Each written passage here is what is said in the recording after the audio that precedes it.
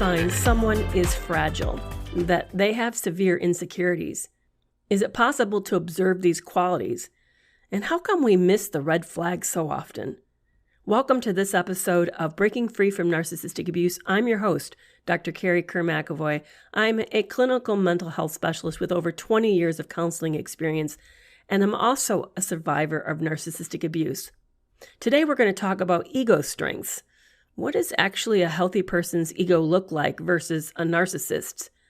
And why do we often fail to recognize someone has these inherent ego weaknesses?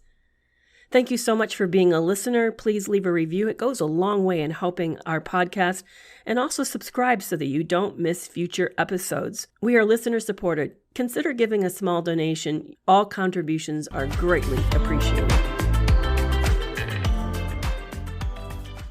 Way back in the day when I was in graduate school, one of the first things they teach us is ego strength.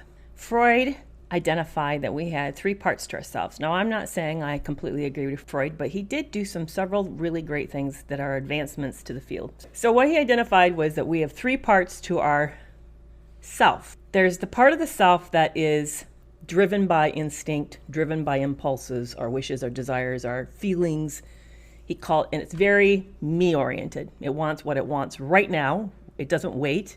It's very in the moment, goal-oriented, and it's called id. He called it the id.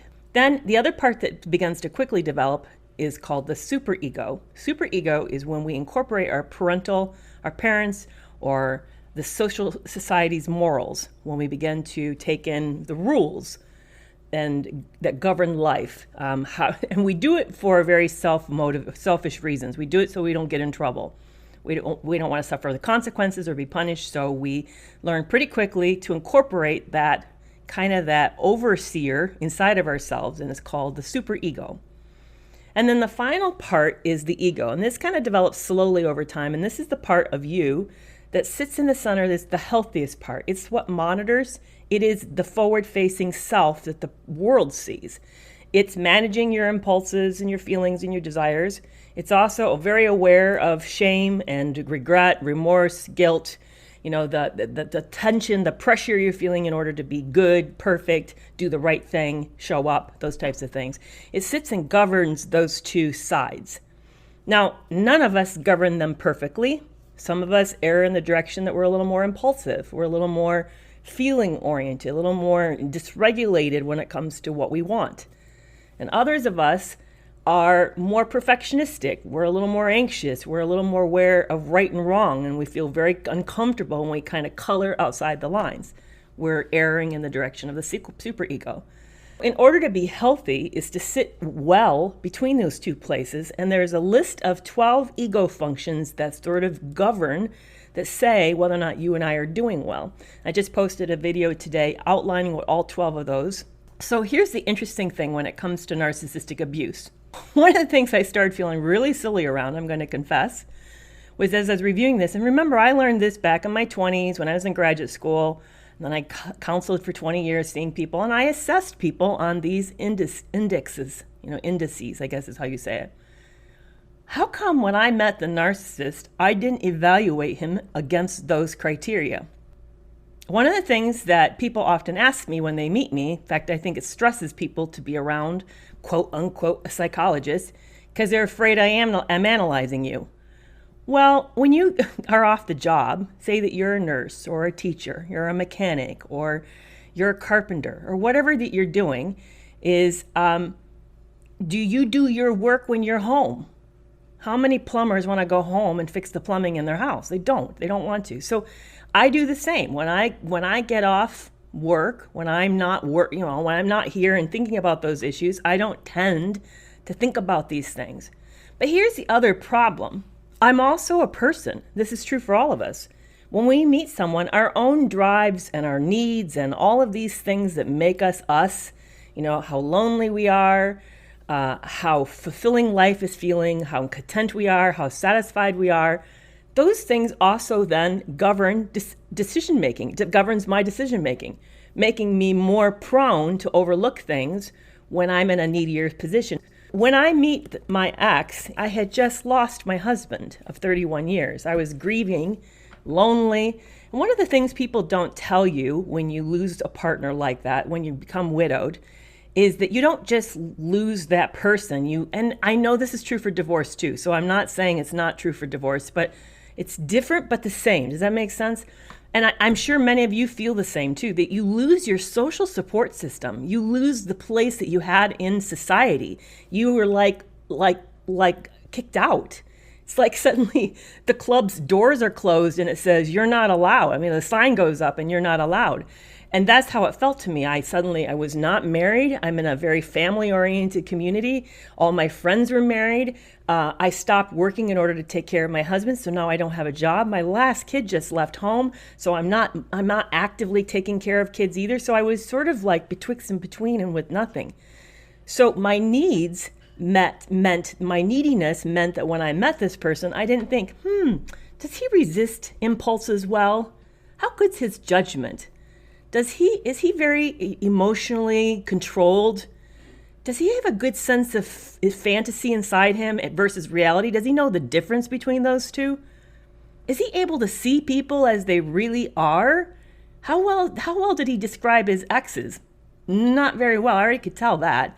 When you meet someone, you show up and your neediness shows up, your insecurities show up, and they can create a blindness to some of these things. That's why I thought it was really provocative. I'm planning to do a little bit. I don't want to do all of it. I get tired of having all psych stuff, super heavy educational stuff. But I want to do some more videos on what is good ego strength, because here's my thought. If we get better at really learning what to look for, we can get better at spotting when someone's not doing well. And that's not just romantically. I'm talking about when we meet somebody at work, when we are meeting a friend and we're deciding whether or not we want to get to know them better, when we move into a neighborhood and everybody says, hey, come be a part of the community, whatever, and you want to be able to is this a really healthy community? Because what is true for you as an individual is also true about organizations, because they're made up of people. So organizations take on styles of people, just like they can be narcissistic and they can behave like a borderline and they can behave very neurotic or very depressed. So be aware of everyone around you, of all these relationships around you, and ask yourself, how healthy are they? Are they able to see people, see you as a real person? One of the big questions somebody's been asking is, how do you know if you're a narcissist? There are 9 criteria on a DSM-5. I don't know if you've ever gone and Googled the DSM-5 and put in what is the criteria for narcissistic personality disorder. There's 9 of them. I can't list all 9. I will be able to list maybe at least 5 or 6 of them. But essentially, if you were to stand back and look at the 9, what they define is somebody, there's kind of a couple qualities that are very definitive that these categories try to capture. One is, you really don't think the rules apply to you. That when it comes to it, you think you're the exception and you're special. So you want other people around you to follow the rules, and you're very upset when they don't. But you'll break the rules, and your reasons you think justify why you're breaking the rules.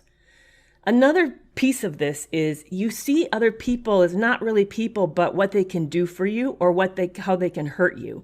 And there's a sense of competition or envy with other people. So there's resentment for those who get ahead, but also there's sort of, feel like you wish that you had what they had. You kind of like unhappy about that, and you feel dissatisfied, discontent with your life. Maybe you're not always aware of it, but there is this pressure, this wish that you were like these other people. And you really struggle to understand how other people feel. You find yourself kind of scornful of them, maybe contemptuous, irritated by people. You sort of see people as kind of stupid or not with it, and you struggle to care. You struggle to have a lot of feelings for them. Instead, you assume that everybody is sort of like you, and that they're as entitled and pursuing their own interests as much as you are. So those kind of encapsulate the DSM-5 categories. That's how you would know. If you really want to sort of stand back and look at your life and see, are you blowing through relationships? Do people in your life tell you you're hard to get along with? Do you tend to not mix well at work? Do you tend to not be a good team player? Do you see yourself as knowing better than everybody else? Do you think things are rather unfair and you're really trying to get more of what others have?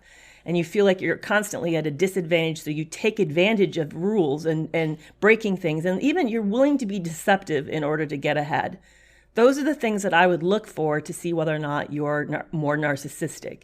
And as a result of that, narcissists then tend to break the rules. They tend to lie. They're prone to cheating. They're prone to deception, not being very honest. And they're afraid of being known. They really think that if you knew who they truly were, and this is something not super aware of, but if you watch their behaviors, what their behavior is saying, they really knew who they were. They showed up, truly all showed up. They would fear that you wouldn't like them. So they present to you who they think you want them to be. And they're very charming and appealing, actually. So that's kind of defines a narcissist. So let's talk about antisocial personality disorder, a psychopath or a sociopath, because I think the categories sit real close to each other, and there are some crisscross between them. I know some say, I've even heard people on TikTok say, well, all sociopaths are actually narcissists. Actually, that's not true. They can be separate categories. So antisocial personality disorder is just flagrantly a rule breaker. They don't see the need for rules except for when it applies to you. And they are very cutthroat. They're callous. They don't really feel anything for anyone else. They can range from being aware of people's feelings and being aware of their feelings to being actually rather empty, very callous about feelings, about other people's, especially other people's feelings. To them, the world is very at war, and they intend to win. They intend to be the survivor, the last man standing, whatever it takes. So when you kind of see those like movies or those stories like Hunger Games, it's that kind of ruthlessness that would be a person who would do well at that game. That's an antisocial personality disorder. Both types rarely go to therapy because they don't see themselves as having a problem. Why would they unload themselves, make themselves vulnerable? That's just stupid. It'd be like giving away your tactics, your war tactics to the end. Why would you do that? You wouldn't do that. So very rarely these groups ever seek help. Usually they end up in help because something goes wrong in their life or they get caught. No Country for Old Men is another great example of a sociopath or psychopath. I'm trying to think of some movies that are very, very ruthless. And I don't think he's a narcissist either. You don't really see him acting all entitled. He's just ruthlessly cutting down everybody. So, yeah, anyway. And then there's the two more cluster B personality disorders, and that is the histrionic personality disorder and then the borderline personality disorder. And I'll be upfront with you. The histrionic personality disorder, we don't talk much about in graduate school. It's kind of fallen out of favor. It was more popular back during the days of Carl Jung and Freud. It was sort of seen as more of a female problem, kind of the dramatic, hysterical, always something wrong. She imagines she's got all these ailments. It's always a big problem. But I struggle to see how it's different from borderline personality disorder. And I really feel like I'm not for sure. I don't know why. I haven't met anyone, short of until recently with Amber Heard, I haven't met anyone with that diagnosis. Most of the time we talk more about borderline personality disorder, which is that is an interesting disorder in the sense that this is a person who has struggle regulating their emotions, and they tend to be very anxious. That relationships are very fearful for them. They fear that you're going to leave them as they get to know you and start to depend on you. But then when they get close, they get really afraid that you're going to overwhelm them and they won't exist, and you won't hold space for them because they don't really know how to hold space for themselves very well. It's really, if you want to think about it in kind of a different way, imagine you have a hard time holding a boundary. Say that you own a house and you have a perimeter and your neighbor keeps invading the perimeter, and you struggle with how do you protect your boundaries, your property line. Borderlines are having a hard time protecting their psychological property line. And as a result, they have a lot of emotional pain and angst and reactions because this is such a struggle for them, which is really, really sad. So I feel all of them, actually, I feel bad for all of them, to be honest. But all of them, you're going to see problems with them relating to people and they have problems with work life. You're going to see problems. Interestingly enough, though, narcissists tend to be the most successful of the group, and so does psychopaths, because they just kind of ruthlessly pursue making money or being the best or being the leader or whatever else that you want to be best at. They do that. Borderlines have a harder time because the dysregulation of emotions sort of just makes a mess of their life. But a lot of them, the psychopaths aren't terribly, they can be impulsive, but not always. If you get one that's not, you're really in trouble, because then that means they're planning. They're a con man and they're planning. How do you know if you have a borderline personality disorder? That's a really tough question. I don't think that's one I can actually describe well enough for you to know, except that I would highly recommend that if you're finding yourself burning through a lot of relationships, you find it really hard to deal with your emotions, you feel completely overwhelmed, you fluctuate between thoughts of harm yourself or others, I would definitely see a mental health professional for help around that. I had never felt more alone during the years that I'd spent in the abusive relationship. Shame and fear cut me off from the rest of the world and made it difficult to share what was going on. Are you going through something similar? If so, then you're going to want to read my book, Love You More, The Harrowing Tales of Lies, Sex Addiction, and Double Cross. It's a true story of what happened to me. You'll discover that you're not alone, and that you'll find out also what it took for me to finally escape. You can buy the book at all the major online stores, or buy it directly from me and get a discount. For info on where to get your copy, please see the link in my bio. Talking about ego strength, that all of us have levels of healthiness when ego strength. And one of them is to know when people are actually talking about us and when people are not. When we're just talking about general situations versus something specific. We'll see something said, and it probably is a general statement. It's not really addressing to you. It's not, hey, so-and-so, or hey, Miss So-and-so. It's an issue. And we personalize it. Of course we do. We're trying to learn. We're asking ourselves, is this true about us? And then if it's not about us, even when it doesn't really fit the criteria of us, sometimes it ends up triggering us and we attack the person who's saying it. If we can stand back for a second and realize that it isn't about us. It's about a situation. It's about a comment about something. And the fact that it's stirring something up inside you enough to write an attacking comment is an indication that you've been triggered. That this is something that's actually affecting you, and maybe it's something you need to take a look at instead of attacking whoever is saying this. That's part of being healthy people, is that we realize that we have the wherewithal to be able to realize we all have different opinions, we may not all agree, and that not everything is about us all the time. Sometimes it's just about the issue. Today, before I got on, my son and I got into this heated argument about the big Roe v. Wade situation. And that's one of it kind of digressed. The conversation digressed. And that's what happened to us. We started personalizing what was being said to each other. But I see it happening here too, Like even, I know what was made me think of it. The comment, the men narcissists versus women. I'm not shitting on men, honestly. I'm not. I'm just telling you what the research says. So instead of it feeling like it's hurtful, why don't we look at what we can do societally in order to make it different? I don't want anyone to be a narcissist, certainly not men, any more than I want any woman to be a borderline personality disorder. It's both. Both people, frankly, have a pretty shitty life, to be honest with you.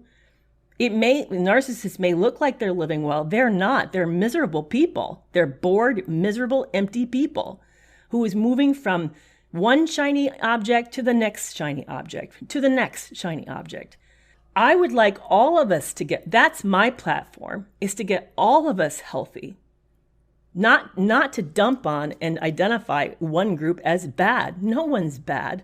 We're all just trying to get healthy together. Thank you for letting me say that. It just kind of tied in with earlier what was happening here in my own home. So how do you help children deal with a narcissist? It depends on the age of your child, honestly. If you got little ones, like little ones, you really can't say much because it won't be able to be heard. But you can certainly model good emotional health, like when they're angry and screaming, say, I know you're upset, or you sound really angry, but here we talk about things, we don't scream things at each other. Or here we don't call each other names, we talk through issues. So model good emotional behavior, good emotional health. And then when you have an acting out narcissist and it's scaring them, obviously move them away. Move them into another room, get them out of the situation. And then when the situation's over, say something like, I know that was really scary. That must have been hard to hear. I want you to know that mommy and daddy are safe now and that you're safe now. And you can talk to me about how you feel about this and what happened, but I want you to know that everybody's calm now, we're safe. And I know that was really upsetting. But here's the thing that's really hard. I know a lot of you stay because there's legal abuse that happens when you leave and it doesn't stop. I know that. Then there's custody and then they're alone with that person when their visits are occurring. I understand all of that. But here's the thing that I really want you to think about. Children need an incredible level of environmental safety for them to learn how to grow, imagine, and learn new skills, to become adults. They need all that freedom, that they don't need the stress while they're trying to master new skills or new cognitive skills. When you're in a tumultuous home, they're more now fretting about the safety of it, whether or not if it's going to break apart tomorrow, then they can really focus on learning arithmetic at school. It changes when the kids get older. So now if you have preteens, they're probably able to sort of vocalize more what they are seeing.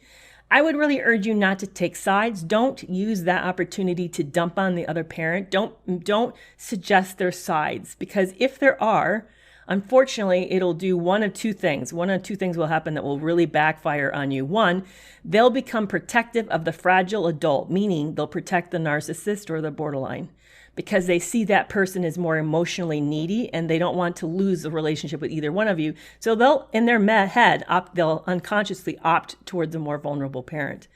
Or they'll become angry and bitter and just all the worst characteristics because they lack the skills to really understand the complexity of things. So I would really urge you not to do that. So what do you say then when they witness something that's really upsetting? You'd say, yeah, it went bad last night. That's not good. That's not how I want things to be in this home. What do you think you should be doing? Or what do you think it would look like better if this happens between you and a friend? Kind of take it and then use it as a growing experience. And then they may ask you some tough questions like, why are you staying? And those questions, I think you should be honest. I'm staying because I'm not quite for sure what to do next, and I'm still trying to figure out whether or not I can, make it on my own, whether or not it's good for us on our own. I wouldn't get into the details of the financial stress, but I would say some kind of general comment. As they get older and can see things more clearly, then you can disclose a little bit more, but guard yourself against using your kids as a sounding board and as a friend. They're not either one of those. They're not. They are your children, no matter their ages, and they still need you to be more together, have more of a perception than they have. That's what they're counting on from you. So there's where I see a lot of parents kind of fall into the trap of they're very lonely and don't have a lot of emotional support, and the kid's so great, such a good listener, and they know you so well, and they know the other person. It's very easy to turn them into a friend. Please don't do that. That's not helpful to them. Thank you so much for joining me on this episode of Breaking Free from Narcissistic Abuse. And don't forget, if you're looking for support, be sure to check out my private community. It's hosted on a new app called Vibely. That's spelled Vibely. There you'll meet other survivors just like yourself and find support. You'll find me hanging out there as well, and I can't wait to see you over there. And so I'll see you back on Monday, and until then, goodbye.